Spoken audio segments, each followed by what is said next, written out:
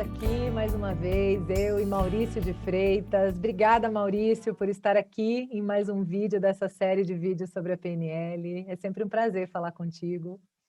Eu que agradeço essa oportunidade e a nossa conversa tem fluído de um jeito tão gostoso que os nossos vídeos estão ficando até longos, assim, né? De tanto que a gente conversa e tem ideias, insights, e você vai poder participar, você que está aí assistindo a gente, desse bate-papo gostoso que eu e a Isa, a gente não consegue nem parar de falar de tão bom que é.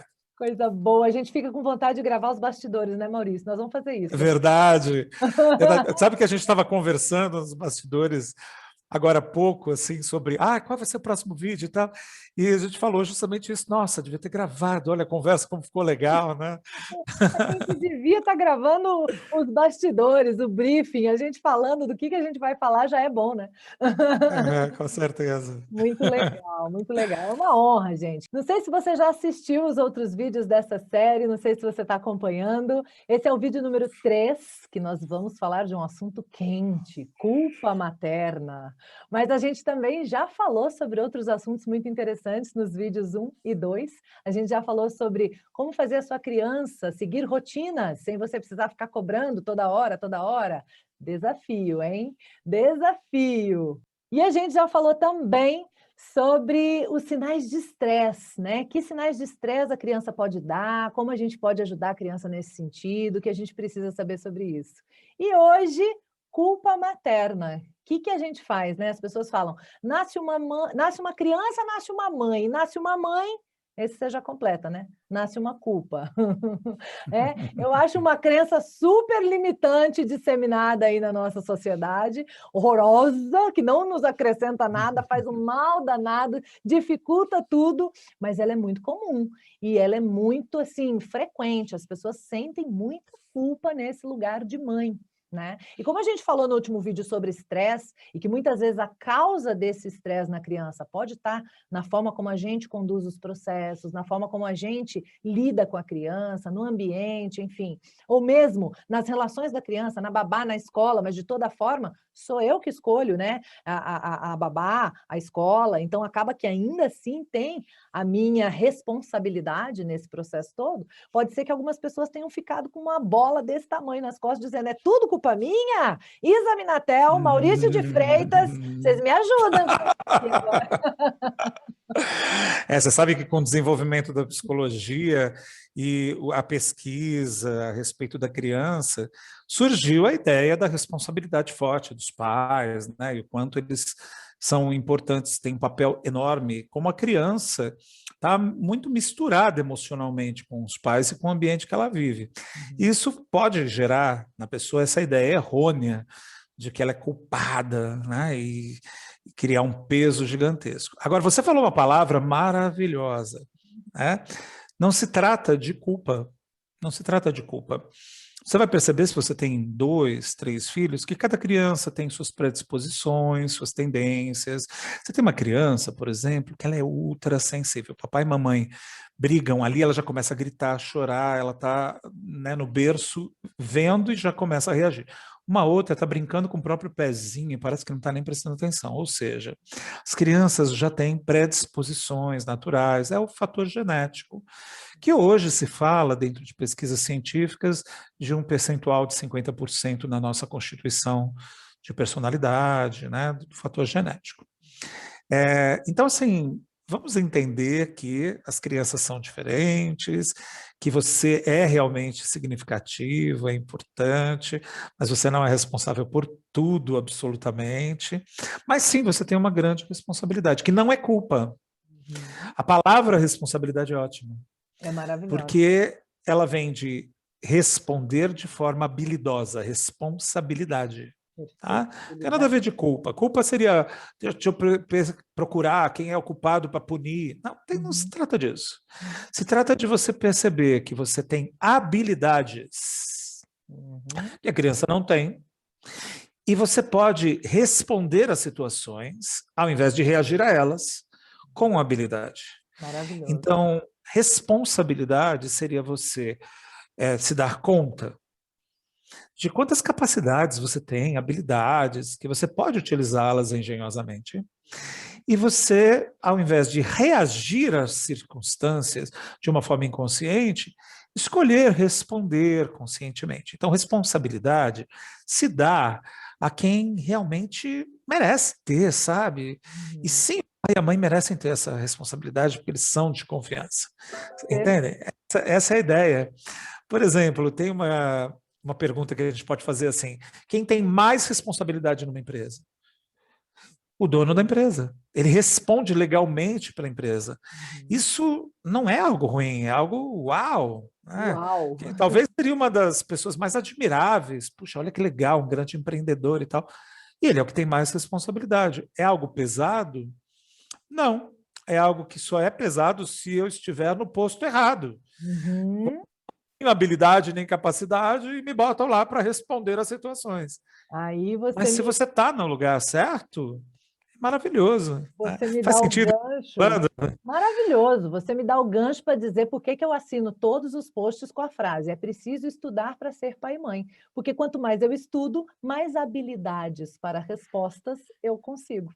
Né? Mais Exatamente. responsabilidade que não vira peso, que vira admiração, que vira uma fonte de conquista, né? Eu consigo as coisas, né? E é muito especial isso, porque se eu tenho pessoas diferentes, eu preciso lidar com elas de maneiras diferentes, mais habilidade para respostas diferentes eu preciso ter. E mesmo diante da mesma Exatamente. pessoa, no caso meu, por exemplo, que só tenho um filho, as fases vão mudando. Né? Os contextos mudam, as respostas precisam ser diferentes também, mas as fases mudam muito. E aí aquela resposta que funcionou até agora há pouco, opa, não funciona mais. E aí eu preciso ter mais habilidades para mais respostas, né? Para fazer realmente uma condução que funcione, que seja bacana, né? Eu costumo dizer que se você virar a moeda da culpa para o outro lado, está escrito poder. Poder. E Uhum. se a gente sente culpa, a gente tem alguma atuação, alguma influência, alguma forma de afetar aquele outro. Então, se eu tenho uma forma de afetar, é porque eu tenho poder. Né? É porque Uhum. eu influencio aquele outro, eu faço diferença para ele, né? Então, vira para o lado do poder e trabalha as habilidades de resposta, né? Aí a gente entra com a PNL, flexibilidade, né? Quanto mais flexível uma pessoa é, mais ela tem chance de alcançar melhores resultados.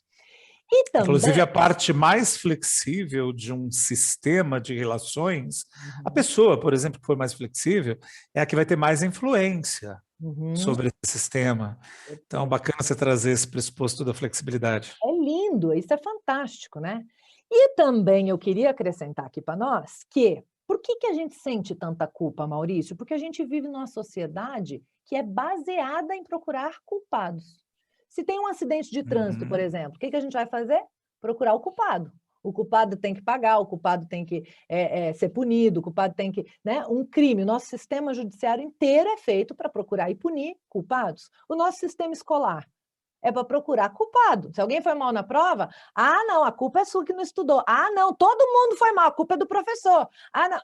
Entende? A gente fica o tempo inteiro procurando culpados. Uma briga de dois irmãos.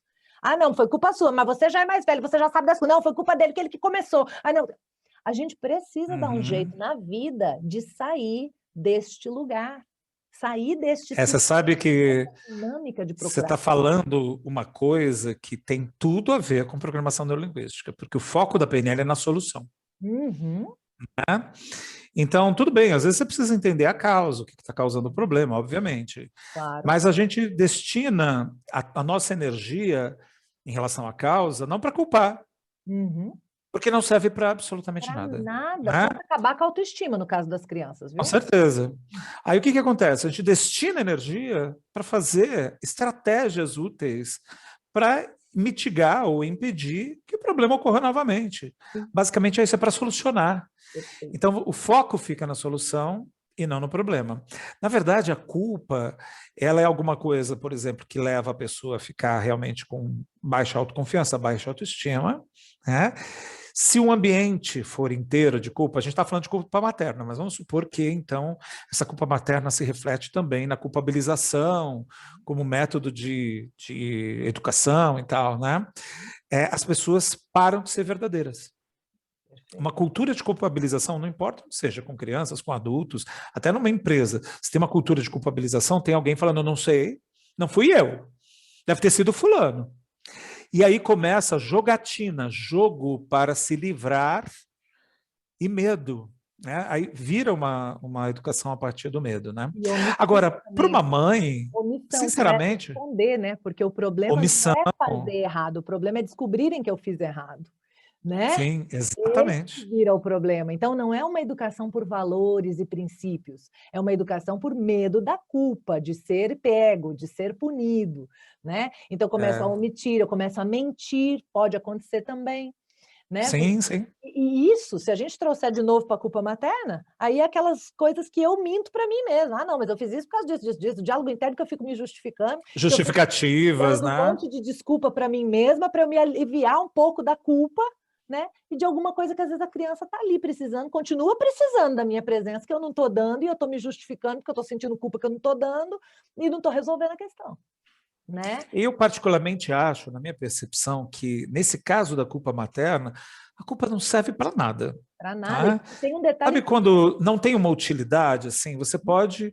se livrar dela e substituir apenas por responsabilidade imediatamente. Perfeito. De assumir a responsabilidade, o seu poder pessoal para realizar mudanças, aceitar mais facilmente, com tranquilidade, uma situação que você chamou de erro, que é uma coisa que é muito ruim e se culpou, apenas como um indicativo, Uhum, como um feedback de uma tentativa. Porque uhum. não tem como todas as tentativas que você fizer ali, né, por exemplo, na educação de um filho, darem certo. Porque você não está no controle absoluto, você tem poder de influência. Você controla você.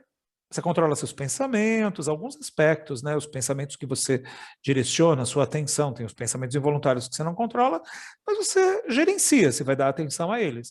Você não controla as suas emoções, mas gerencia e também percebe se você vai agir com base nelas.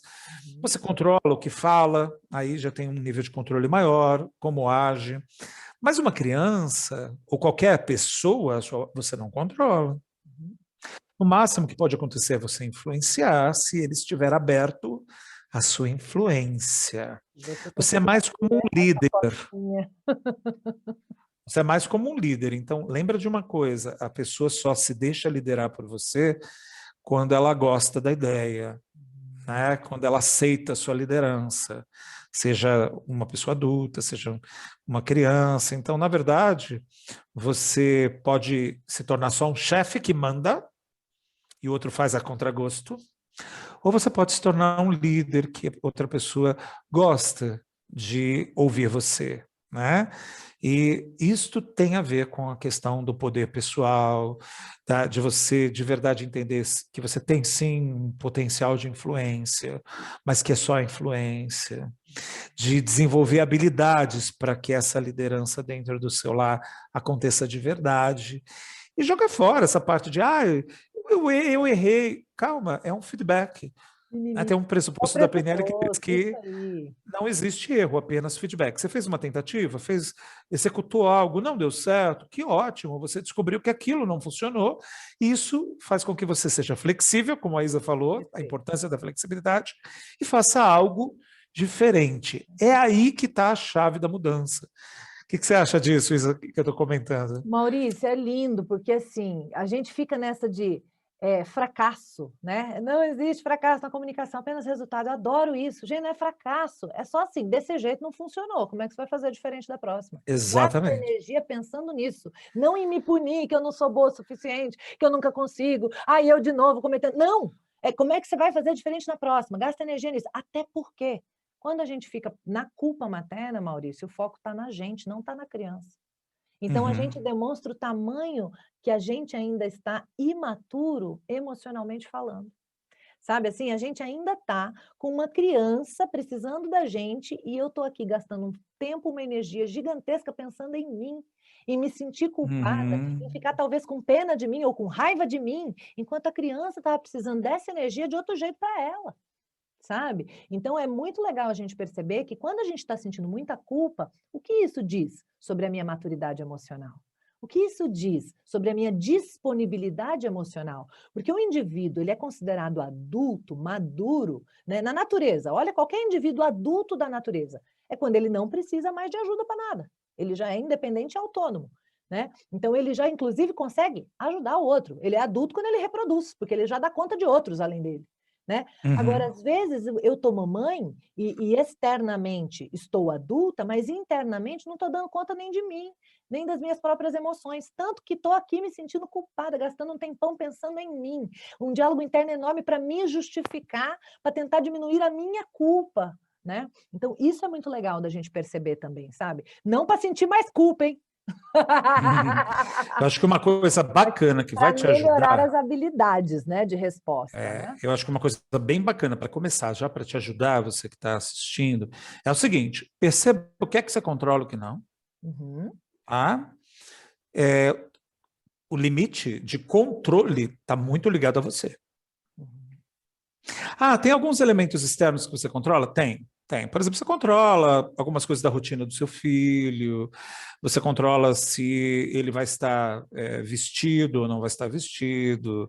Quer dizer, você tem ali, sim, um âmbito de controle de algumas coisas. Uhum. Agora, a mente, as emoções dessa criança, você não controla de jeito nenhum. No máximo que você faz é ser uma influência quando ele está aberto para essa influência. E aí tem o papel, sim, de se capacitar, se habilitar, para conseguir ser uma influência que o seu filho gosta de seguir, né? Entender como funciona isso. E aí tem uma capacitação com habilidades de relacionamento, habilidades de comunicação, para você conseguir saber como fazer isso. Se você entender, bom, a parte que eu controlo é essa, eu fiz o que eu pretendia fazer, dei o melhor de mim nessa circunstância. Outras coisas podem ser inesperadas e eu não controlo. Isso ajuda você a também entender o que está no teu controle e o que não. Segundo ponto, é realmente tirar o foco dessa ideia de que você é culpado. Ah, meu filho está com comportamento X. Às vezes a pessoa chega e fala assim: olha, seu filho está fazendo tal coisa, você tem que ver o que você está fazendo. Calma, né? Sim, é bacana você investigar o que está acontecendo e tal, mas não entra nessa de o que eu estou fazendo que meu filho está tendo com esse comportamento. É apenas detecta o que tem para detectar, se estiver acontecendo, ok. Já se prepara para futuras situações dessas, de perceber coisas que podem estar relacionadas com você, mas que você não estava percebendo. Normal. Você é humano, humana, relaxa. Você tira a carteirinha do clubinho dos seres humanos, aceita que antes de ser pai ou mãe, você é ser humano, em primeiro lugar. Tá? E já vai para a solução. Joga fora a coisa da culpa, é improdutiva, não leva para lugar nenhum, já traz a responsabilidade. Uhum. Fala, como é que eu vou resolver isso? Eu falo que quando está nas costas é culpa, quando vem para as mãos é responsabilidade, é poder. Boa metáfora. Sabe? Boa metáfora. Porque nas costas você não tem ação, você não está nem vendo, está aqui só pesando, está causando problema, está ruim, está difícil, e está lá, você não tem muito o que fazer. Traz para a mão, que aí virou poder, responsabilidade, você vai olhar para aquilo, vai ver o que vai fazer. Opa, dessa vez deu isso, da próxima vez eu vou fazer como para dar diferente disso, né? E aí você começa a ter atuação. Eu gostei dessa sua analogia, por quê? Porque tem gente que acha que responsabilidade é pesado. Uhum. Na verdade, se estiver pesado, não é responsabilidade. É culpa, tá? Porque a responsabilidade é um negócio que quando você responde habilmente a uma situação, tira de letra, usa suas capacidades, você faz assim, ó. É delicioso, você se Fonte sente de conquista, competente. é fonte de... Responsabilidade é delícia, É delícia. competência, você se sente ótimo, capaz, não tem peso. É aquele Responsabilidade é yes, bacana. né? Você fica o tempo inteiro É o yes, yes. sabe? E É para isso aí. mim, Maurício, a maternidade, ela fez esse processo de transformar-se de culpa em responsabilidade, né? E quando meu filho nasceu e eu não dava conta de estabilizá-lo fisicamente mesmo, né? Com relação à sua saúde, ao seu estado, e não era nada que eu precisasse internar, mas não ficava bem, né? E eu não dava conta, não conseguia. E eu vivia numa culpa enorme, chorava todo dia. Era o primeiro projeto da minha vida que eu não dava conta de jeito nenhum e não podia delegar, não podia terceirizar, assim, né? De uma maneira... Não tinha jeito. Então, eu vivia muito a culpa. E à medida que eu fui buscando informações, que eu comecei a estudar, que eu comecei a descobrir, e a PNL veio também nesse momento, né? E que eu fui descobrindo esse olhar da PNL, de olhar diferente para as situações, de encarar de uma forma muito mais protagonista, de perceber o que está na minha zona de controle, o que está na minha zona de influência, o que não adianta eu me estressar porque não está nem É na porque zona não de está nem controle, na zona de nem na controle, nem zona de influência. influência, sabe? Que não adianta, então, me estressar, porque não vou resolver, não é meu, né? E aí fui trabalhando com os recursos, a possibilidade da flexibilidade, de outras chaves para abrir outras portas, sabe? Não ficar com 2, 3 chaves tentando abrir todas as portas do planeta, né? Então, assim, isso tudo foi me trazendo um poder, né? Que aí aquele negócio foi saindo de trás, eu primeiro fui conseguindo, nas coisas mais básicas, fui conseguindo fazer meu filho dormir, fui conseguindo fazer meu filho parar de ter refluxos, porque fiz uma inversão no processo alimentar por minha conta, fui conseguindo ajudar o meu filho a evacuar, que tinha problema para evacuar, através de uma busca minha e uma tentativa minha de resolver isso. Então, foram nas pequenas coisas que eu comecei. Yes! Yes! Sabe? E aí eu entrei num ciclo virtuoso, e não naquele vicioso de, puxa, deu errado de novo, não consigo, sou um fracasso como mãe, né? Para um ciclo virtuoso de, puxa, consegui mais uma coisa, deixa eu estudar mais um pouco para eu ver o que mais eu vou conseguir. Deixa eu ver qual que é o desafio agora para eu ver o que eu vou conseguir. E aí faz uma década que a gente vem agora nesse processo, e que para mim, não é que a minha vida é perfeita, não é que eu sou uma mãe perfeita, não é que o meu filho é perfeito, não crie essa expectativa, nem você, nem ninguém que esteja assistindo, porque quando vocês nos conhecem e estão junto com a gente, vocês veem que somos pessoas absolutamente normais, com erros, defeitos e fracassos e tudo. Só que a gente virou o foco para a solução. Opa, aconteceu um problema aqui. Ah, isso sinaliza que nós temos algo a ser desenvolvido aqui. Opa, um negócio inesperado ali. Minha próxima meta na educação do meu filho como mãe é por ali, ó. Acabei de ter um sinal que ainda precisa mexer ali, sabe? Então, tudo virou sinal. Ó, isso é um sinal, precisa melhorar isso aqui. Ó, isso é um sinal, ainda não atingiu a compreensão, o valor que eu quero para isso aqui. Opa, e aí a gente vai usando tudo como se a gente estivesse na estrada e fossem sinais de trânsito. Aqui a velocidade é essa, ó. Aqui, ó, teve um acidente, para um pouquinho, viu? Vai ter que esperar umas horinhas nessa fila aqui, porque está interditada a pista ali. E a gente vai administrando e levando como sinais, sem se desesperar por cada coisa que não sai como a gente gostaria que saísse, né?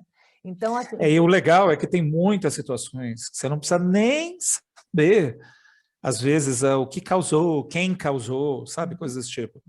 É só perceber como mudar o processo que está gerando o problema. Sim.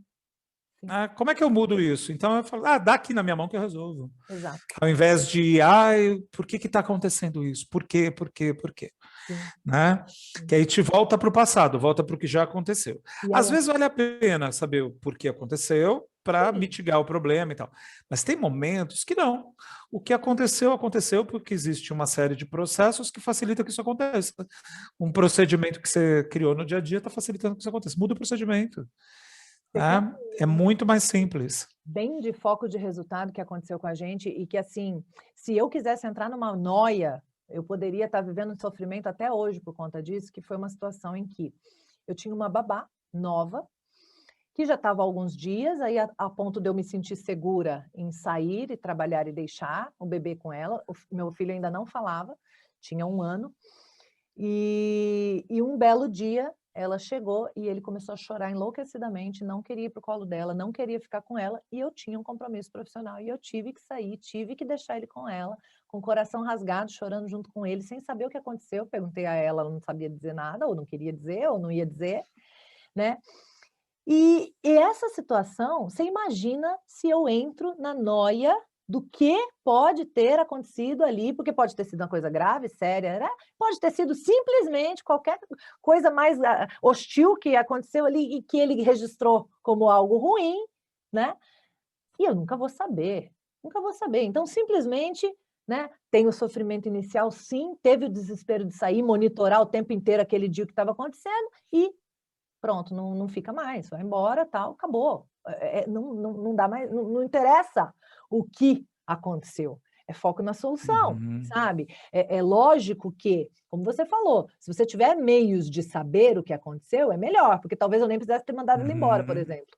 Às vezes era uma coisa tão leve que não justificasse, ou pior, às vezes era uma coisa muito grave que eu precisava ter feito outras intervenções, né? Mas quando não está no meu controle, nessa situação, não estava.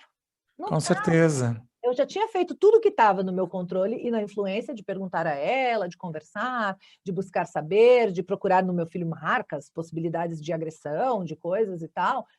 Não tinha dados, sabe? Então, algumas coisas a gente tem que parar de desesperar, tomar atitude para pronto. Então, é isso, sabe? E seguir. E seguir, porque Uhum. assim, algumas coisas a gente não vai poder resolver de outra forma, né? Imagina se ficar sentindo culpa por causa disso o resto da vida. Imagina se Sim. cada coisa que acontecer com ele, eu falar, nossa, deve ter sido por causa daquela situação, por causa daquela... né? Talvez a gente possa falar de uma coisa aqui que também pode estar por trás da culpa, sabe? Às vezes a pessoa cria expectativas irrealísticas. Uhum, Lembra que você falou de ser perfeito, perfeição? uhum, A expectativa irrealística envolve, às vezes, um nível de autocobrança exagerado, que não aceita um aspecto importante da nossa experiência como ser humano. uhum. Nós somos humanos. Falíveis. Ah, então vai ter um momento que você vai estar irritadiça e não vai dar o melhor de si? Sim, Vai. vai ter. Você vai fazer o melhor que pode sempre, mas nem sempre você vai conseguir algum padrão que você tem inventado na sua cabeça que tinha que ser. Uhum. Seu filho ou sua filha não são filhos ou filhas de algum robô que não tem alterações e que sempre vai se comportar de uma mesma maneira. Não, não. E que bom que não, Que né? bom que Porque é não. assim que eles têm Perfeito. aprendizagens emocionais também. E Exatamente. entendem que eles são humanos. Então, expectativas irrealísticas geram muita frustração. Tem que Uhum. tomar cuidado com essa dificuldade de lidar com a aceitação da realidade. E A quando a realidade gente é humana. E quando a gente não se aceita, a gente se cobra demais, se julga demais, aperta demais o cerco com a gente mesmo, é isso que a nossa criança aprende a fazer com ela mesma. Porque ela modela a Uhum. gente, inclusive nisso. O que que a gente faz com a gente quando erra? A gente se maltrata, a gente se pune, a gente se odeia, a gente se xinga, a gente se... Pois é isso que a criança está, A criança aprende mesmo que observando, ela né? não esteja vendo, ela sente que é isso Ela que está sente. acontecendo. E ela aprende a se criticar, a se punir, a se culpar também, né. Então, se não for pela gente, façamos por elas. Um cuidado conosco nesse sentido, né. Um cuidado Vamos nos desabituando desse vício da culpa, não te leva a lugar porque nenhum, é vício, é né? casa emocional, né, Maurício? Muitas vezes o nosso É, processo de educação nos colocou nessa casa toda vez que fazíamos alguma coisa que os nossos pais não gostavam. Eles nos faziam sentir culpadas, por exemplo, para que a gente não fizesse mais isso. Lembra do que a gente estava falando antes, né? E às vezes virou a nossa casa emocional. A gente volta ali toda vez que faz alguma coisa que acha que não devia ter feito. Não precisa ser assim, né? sim, com certeza. Eu me lembrei de um monge que uma vez eu li um livro dele, né? Puxa, eu não lembro agora se o nome dele é Manuel de Barros, não estou me lembrando agora o nome dele, mas eu li um livro muito interessante que ele falava assim, sobre culpa religiosa, que é outra coisa, mas é interessante Opa, ele falar desse assunto. Ele falou assim, Deus não quer a sua culpa, poupe Deus do seu espetáculo triste de lágrimas. maravilhoso. Ele disse, Deus não perdoa, porque se ele perdoasse, ele teria que se magoar antes. Não, Deus é o perdão. Fique tranquilo, não precisa seduzir o perdão de Deus se autojudiando, Hum, porque Deus é perdão e não conhece o ódio contra você. E aí ele falava, Deus não ama, porque se ele amasse seria capaz de odiar, ele é o amor. Você é amado incondicionalmente, independentemente de quaisquer coisas. Então, muito bonito, né? Uma fala desse monge muito linda, é, em relação a uma coisa que pode ter sido uma aprendizagem. Eu falei da culpa religiosa, porque às vezes a culpa materna pode ter sido aprendida como uma faceta da culpa religiosa, uhum. né? E a necessidade de ser perfeito, de Minha culpa, minha máxima culpa. Lembra da forma como pois era é. as orações, né? Em algum... Então, entender que até mesmo, né, um religioso católico como esse monge escreveu nesse livro algo que desmonta a ideia da culpa, né? Rever a forma da religião, né? Que eu acho bem bacana, a gente perceber que o foco não pode estar ali. E é muito Né? legal, Levanta rápido, resiliência, levanta rápido. é muito legal você estar Vai... trazendo isso. Foi construída. essa ideia e essa dinâmica em nós. Não É precisamos verdade. continuar, podemos desconstruir. Assim como já desconstruímos muitos olhares sobre a infância, muita gente que nos acompanha aqui já desconstruiu muitos olhares sobre a infância, sobre a criança, e já fez coisas muito diferentes nesse lugar. Então, eu acredito que a culpa materna seja mais uma dessas coisas culturais a serem desconstruídas para que a gente possa construir a habilidade da resposta, né? Que seja uma fonte de conquistas e prazer nesse lugar, né? Muito bom, Certamente. que delícia de conversa. Não dá vontade de parar nunca, Maurício. O tema é fascinante e eu acho que assim, eu gostaria de encerrar com uma pequena mensagem. Veja que tem até pedagogos, pessoas especializadas em psicologia infantil, que escreveram coisas que eles próprios hoje percebem que erraram Uhum, e uhum, fizeram o melhor que podiam naquela época, e a visão deles mudou. uhum. Então, note que até mesmo os especialistas não têm problema de reconhecer que aquele caminho não funcionou direito e que tem um caminho que é melhor hoje. Nós estamos todos aprendendo, experienciando. Então, a culpa ela é contraproducente à evolução e aprendizagem. Ao invés de querer ser perfeito e criar uma fantasia, expectativa de perfeccionismo que é um pouco neurótica, que tal você aceitar que você é alguém que é um aprendiz perpétuo, alguém que aprende, e que erros, na verdade, são experiências, tentativas, que estão te levando para a evolução. Se você não aceitar o erro como algo natural da vida, você está dizendo que não quer crescer, não quer evoluir, que quer só acertar o que já sabe e não aprender coisas novas.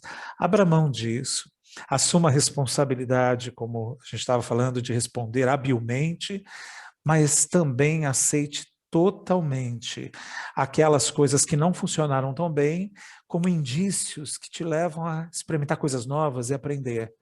Não tem problema nenhum. E se você começar a sair dessa coisinha do erro e punição, você também vai conseguir celebrar os erros do seu filho como momentos lindos de aprendizagem. Lembra quando ele andou pela primeira vez? Primeiro, cambaleou muito, caiu muito. Você não falou assim, coisa horrorosa, coisa feia. Você achou lindinho cada erro. Então, é isso mesmo. Não tem problema. Errar faz parte de crescer. Quem não está crescendo não erra. Mas quem está crescendo, se desenvolvendo, aprendendo, está se experimentando em coisas novas, sabe? Então, ao invés de demonizar o erro, celebre-o e vai para a solução. Perfeito, Maurício. É aquela história, né? Se você está acertando muito, cuidado, você deve estar aprendendo pouco. Deve estar repetindo muito. Está repetindo fórmula que já sabe. Muito, né? Está aprendendo, está crescendo pouco. Que coisa maravilhosa. Querido, gratidão mais uma vez. Vídeo 3 concluído com muito sucesso. Demais te ouvir, trocar um pouquinho contigo. Gratidão a todos que assistiram aí. Espero que tenha realmente contribuído com vocês também esse conteúdo aqui. E a gente se vê nos próximos vídeos, que essa série vai até o vídeo 10. Então, tá só começando. Acho que eu ainda posso dizer isso, né, Maurício? Com certeza, tem muito pela frente. Só fizemos 3 até agora, né? É Agora verdade. vai vir o vídeo 4, 5, 6. O que será que vem pela frente? As próximas dúvidas de pais e mães, hein? Como é que será que a PNL pode ajudar? Coisa linda. Gratidão sem limites, meu querido. Até os próximos, se Deus quiser. Até. Tchau, querida. Tchau, pessoal.